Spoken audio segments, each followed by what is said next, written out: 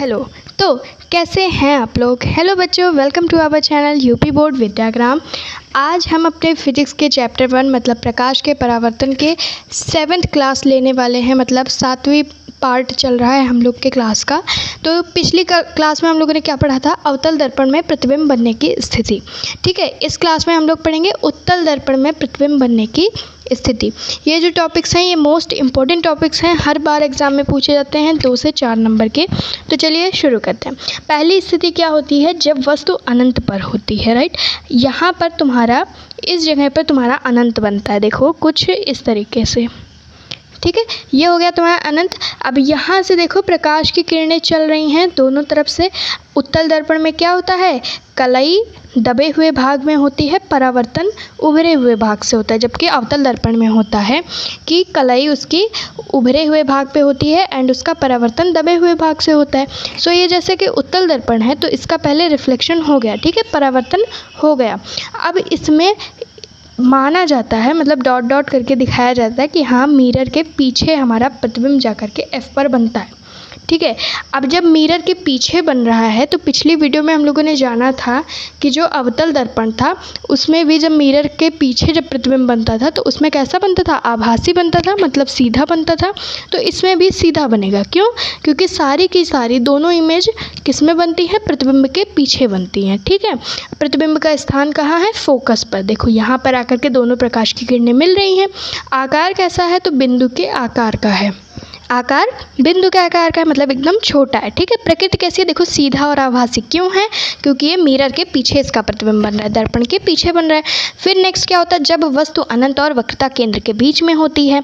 यहाँ पर तुम्हारा हो गया अनंत और यहाँ पर हो गया तुम्हारा वक्रता केंद्र। अब देखो कुछ बच्चे सोच रहे होंगे यहाँ पर तो P लिखा हुआ है, मतलब ये क्या है, पोल है ये इतना, यहाँ अनंत है यहाँ पर पोल है। लेकिन देखो वक्रता केंद्र यहाँ है, मतलब तुम यहाँ से लेकर के यहाँ तक कहीं पर भी अपनी वस्तु को रख सकते हो। लेकिन जब यहाँ पर रखोगे तो ये ज़्यादा इजी होता है। ठीक, अब देखो इस जगह पर मैंने AB करके एक वस्तु रख दी। अब ये रिफ्लेक्ट किया, ठीक है, प्रकाश इधर से गया, परावर्तन होने के पश्चात यहाँ से चली गई किरणें। जो दूसरे प्रकाश की किरण है वो जा करके वक्रता केंद्र पर मिलती है एंड ये वाली प्रकाश की किरण जा करके फोकस पर टकराती है और इसका प्रतिबिंब कहाँ बनता है, पोल मतलब ध्रुव और फोकस के बीच में। वस्तु के आकार कैसा होता है, छोटा बनता है, आभासी है, तो इसलिए वस्तु सीधी ही बनेगी। यहाँ पर तुम लोग लिख सकते हो A' एंड B'। ठीक, अब देखो प्रतिबिंब का स्थान कहाँ पर है, तो ध्रुव और फोकस के बीच में है।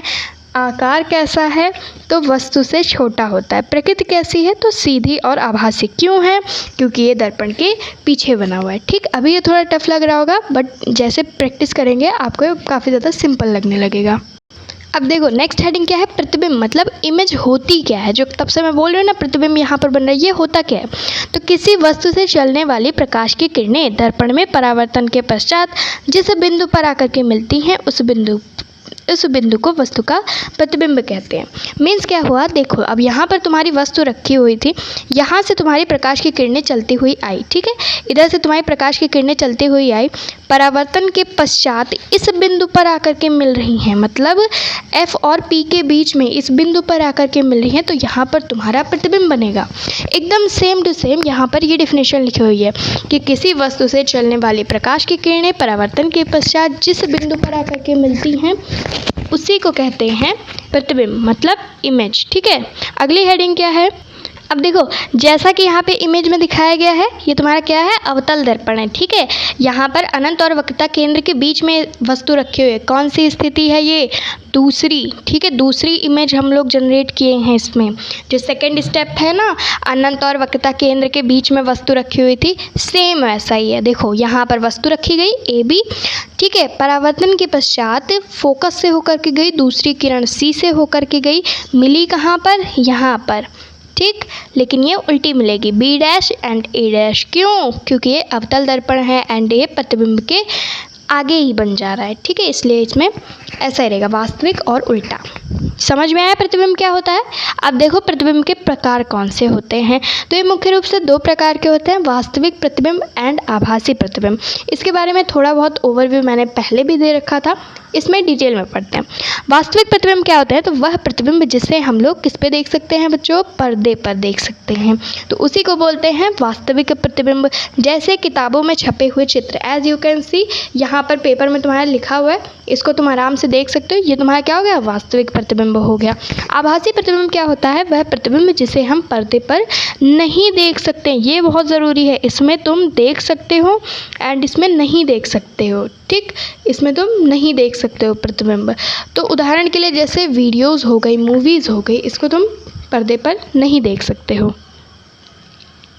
अब देखो अगला ये जो लिखा हुआ है ना, अवतल दर्पण और उत्तल दर्पण, ये इसमें क्या लिखा हुआ है कि वस्तु की स्थिति माइनस यू में होती है। ये अभी तुमको नहीं समझ में आएगा, बट इसको अच्छी तरीके से कहीं पर नोट कर लेना, ठीक है? ये बहुत ज़्यादा आगे हेल्प करने वाला है न्यूमेरिकल लगाने में। तो वस्तु की स्थिति माइनस यू में हमेशा होती है, किसमें? अवतल दर्पण में। प्रतिबिंब की स्थिति माइनस वी में होती है। प्रतिबिंब की स्थिति किससे दर्शाते हैं? वी से दर्शाते हैं, एंड ये हमेशा निगेटिव होती है। वस्तु की स्थिति को u से दर्शाते हैं, एंड ये भी हमेशा निगेटिव होती है। फोकस दूरी को f से दर्शाते हैं, एंड ये भी हमेशा निगेटिव में होती है। ऐसे याद कर लेना, अवतल हमेशा निगेटिव में होता है, f v u तीनों भी निगेटिव में होता है। बट उत्तल दर्पण में थोड़ा अलग होता है। वस्तु की स्थिति कैसी होती है? माइनस यू में होते हैं, मतलब सिर्फ वस्तु की स्थिति ही निगेटिव में होती है। प्रतिबिंब की स्थिति पॉजिटिव होती है, प्लस वी होती है। फोकस दूरी भी प्लस वी होती है। ठीक है, आई होप कि आपको आज की क्लास अच्छे से समझ आई होगी।